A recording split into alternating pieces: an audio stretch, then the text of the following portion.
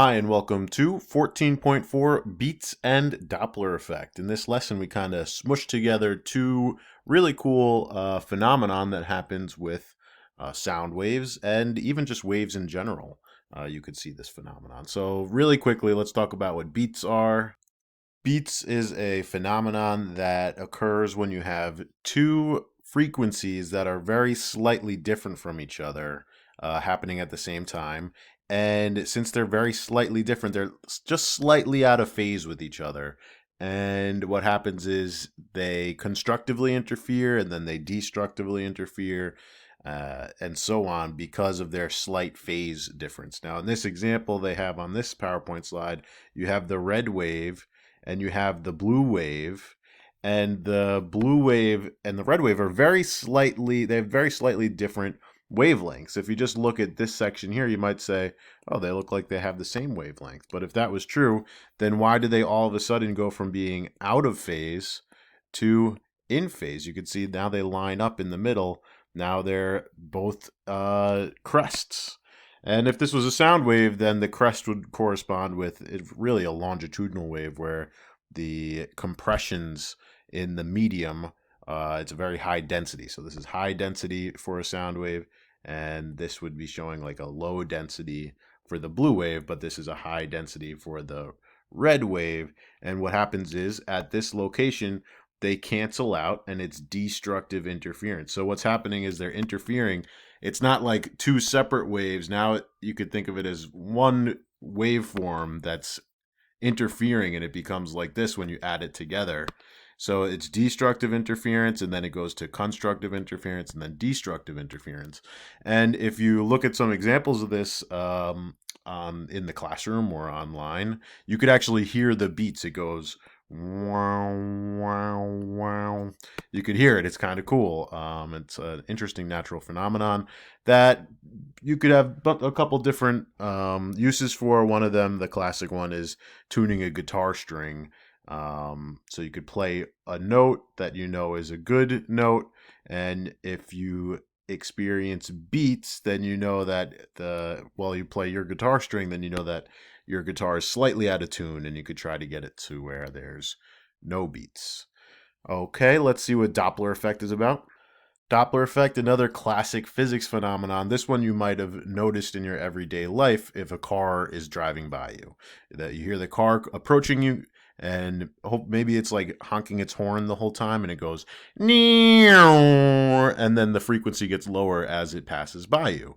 So the reason that happens is because the car is creating a sound wave, but it's moving. So to get Doppler effect, you need to have some kind of relative motion between an observer and whatever's creating the sound. Now, if this ambulance was stationary, these waves would be coming out and it would be a constant frequency. But what's happening is since the ambulance is moving, it creates one wave and then it shifts over a little bit, and then the next wave is over here instead of being concentric, and then it shifts over a little bit more, and then you get this effect where there's more wave fronts over here in the direction that it's moving, and the wave fronts are more spread out over here because of the motion of the ambulance. If you want to think of it differently, if you have just a stationary car and it's creating a steady frequency, like it's a car at rest and it's just blaring its horn, as you go by it, because it could be the observer moving too, you're gonna you're gonna hit more wave fronts faster when it goes by you, because remember, these wave fronts are moving outward. You kind of have to visualize them moving. And then as you drive past it, the wave fronts are kind of moving in your direction, but they're still passing by you, but you'll have less wave fronts moving by you after you pass it. And that's the crux of what it is. It's how many wave fronts are passing by you every second. In other words, what is the frequency? So when the waves are super close together on this side, there's more waves per second. So that means it's a high frequency, and there's less waves every second as it goes by you. So that means it's a low frequency. And we said that a high frequency in sound means it's a high pitch, and then you get a lower perceived pitch. Now, if you were in the ambulance, you would think that you're moving with the ambulance, so there's no relative motion between the driver and the ambulance. So the driver would just hear the siren like it normally would be.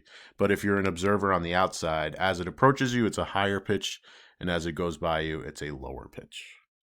So now that we have a background on both phenomenon, let's do some questions. Number 1 says the vertical lines in the diagram represent compressions in a sound wave of constant frequency propagating to the right from a speaker towards an observer at point A.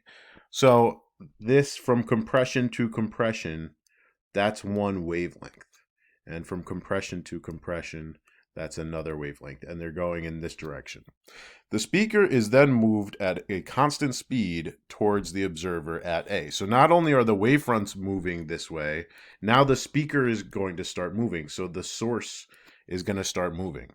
Compare the wavelength of the sound wave received by the observer while the speaker is moving to the wavelength observed when the speaker is at rest. I think I read that kind of with a weird inflection, but the point is the speaker is now moving towards observer A, so the wavefronts are going to kind of stack up on top of each other, and it's going to be a higher frequency, higher pitch, higher frequency, and a shorter wavelength. Because it's moving and the wavelengths are kind of stacking up on top of each other, shorter wavelength leading to a higher frequency. And number 2 is a tricky one. It says determine the wavelength of this sound wave. And you might want to start here and go to the first compression, and you're saying, okay, the wavelength is 1. I always get people with this one, and this is the Regents question, so really the Regents got people with this one. Wavelength is from compression to compression. All right, so from one point in the wave to the next successive point in the wave. Compression to compression. So this distance, that's 1.5 meters. Tricky. All right, so you couldn't look at the speaker. It didn't make the next compression yet. All right, so you had to do compression to compression. Number 3. This is the classic. If you see this, you should be thinking Doppler effect for sure. It says base your answers to question 3 to 6 on the diagram below, which represents the wave pattern produced by a vibrating source moving linearly in a shallow tank of water. So the source is like in the middle of the thing, and it's creating these waves. The pattern is viewed from above, and the lines represent wave crests. Number 3 says the source is moving towards which point? Well, if you remember the ambulance diagram that we talked about, when they're closer together, that's because they're all being stacked up on each other because the source is moving in that direction. All right, so you get a higher frequency at B and a perceived lower frequency at D. So it's moving towards B. The wave pattern is an illustration of the Doppler effect. And compared to the frequency of the waves observed at point D, the frequency of the waves observed at point B is higher. There's a higher frequency here because there are more waves per second. See how they're all closely packed to each other? And here there's less waves per second. So that means there's a lower frequency. They're happening less frequent. All right, and here they're happening more frequent. So a higher frequency. Number 6, the velocity of the source is increased. The wavelength of the waves observed at point D will also increase. They're going to get further apart. These will stretch out and get even this phenomenon will get more intense. And on this side, the wavelength will get smaller. You'll have a smaller wavelength here. All right, and if it was stationary, you wouldn't have any of that happening. So the faster it goes, the more Doppler effect happens.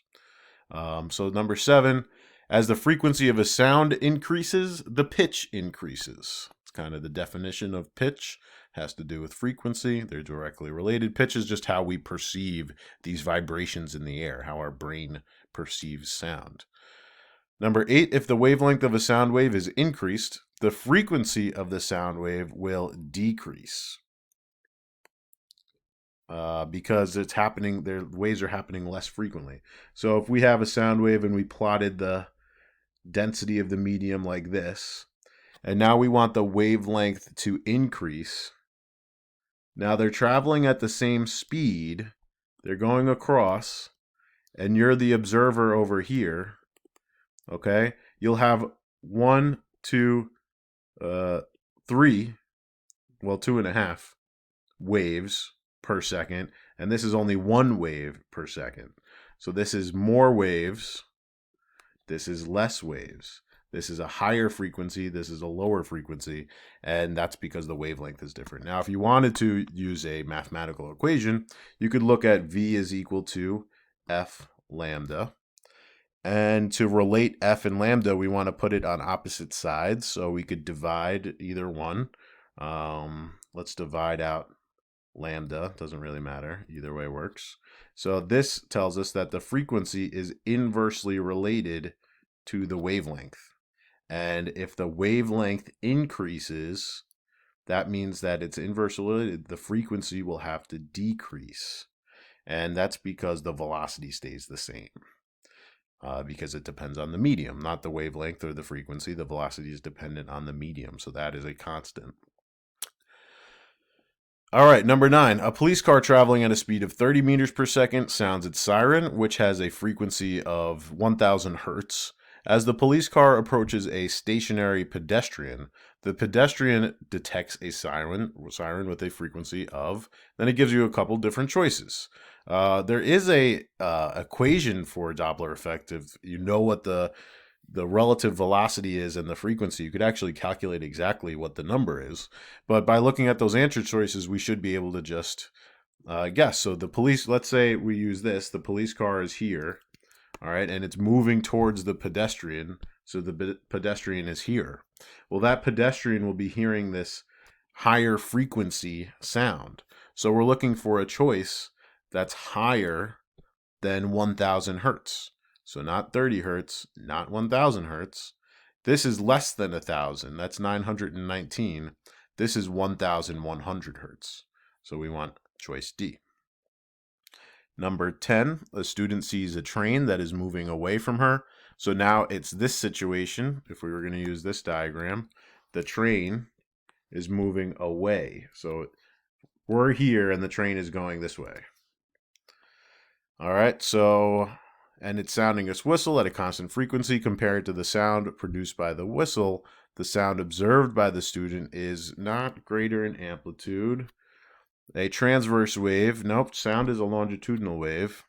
Higher in pitch or lower in pitch? It's going to be lower in pitch because the train is moving away from them.